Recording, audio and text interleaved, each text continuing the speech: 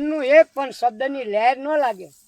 અને જેને જેને લહેર લાગી છે ને બાપા, ઈ ભવ સાગર તરી જાય. એટલે બાપુએ કીધું કે પતિ કે પાવન અધમ ઉદાહરણ, પતિ કે પાવન અધમ ઉદાહરણ, ભક્ત વચન ભગવાન.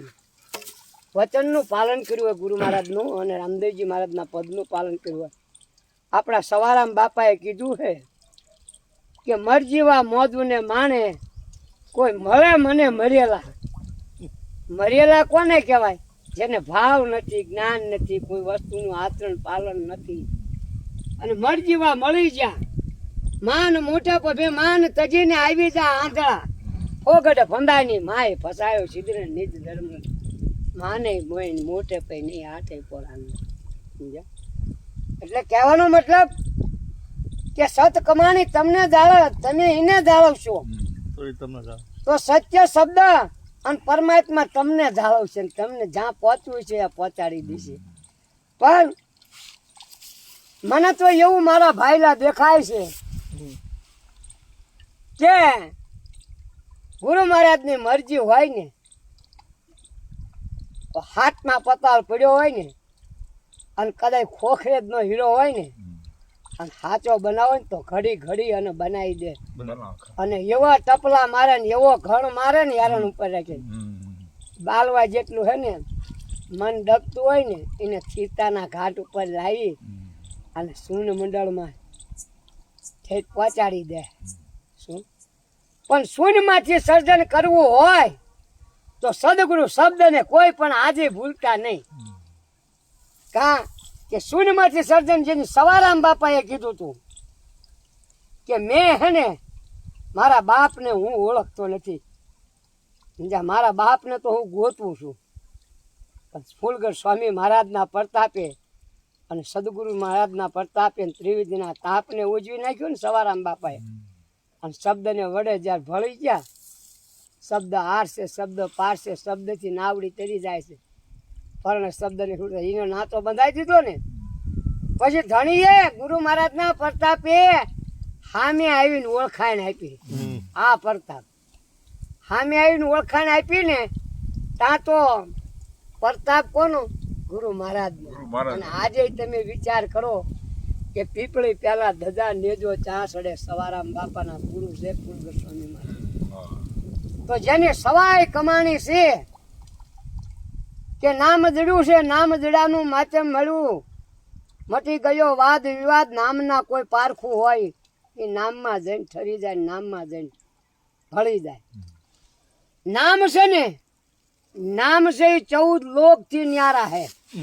આજ તમે મંથન કરો, કુંતર સવારામ બાપા વાસુદેવ બાપુ પૂછજો. નામ રહ્યું ને એ જ તમને ગંગા પાર ભવસાગર અને ભવબંધન માંથી મુક્ત કરી દીધી. કઈ જાણવું નથી આપણે, નામને વડે પડ્યા રહ્યો. ગુરુ મહારાજે નામ આપ્યું ને એનું નામ સમરણ, હોઠ કંઠ જીભ કઈ નો હલે, હાલતા ચાલતા ઉઠતા બેઠતા નાભીથી ભજન કરી રાખો. હોઠ કંઠ સમજ્યા? આ બધો એનો પ્રતાપ છે. આપણે ભલામણો શું લાયા છીએ મારા વાલા? આપણને ઉગરવાની બારી આપી.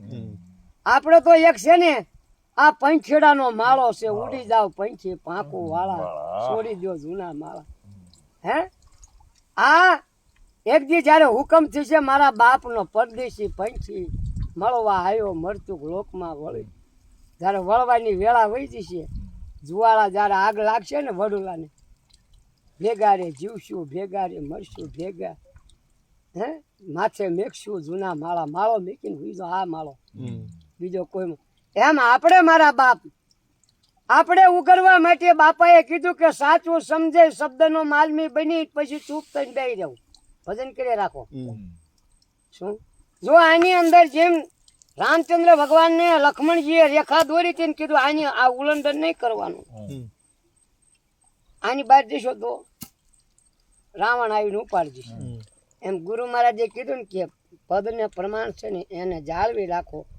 અને ગુરુ મર્યાદાનું ઉલ્લંઘન કોઈ પણ આપણા ગુરુ ભાઈ હોય ને તો ગુરુ મર્યાદાનું ઉલ્લંઘન કોઈ દી નહીં કરવાનું.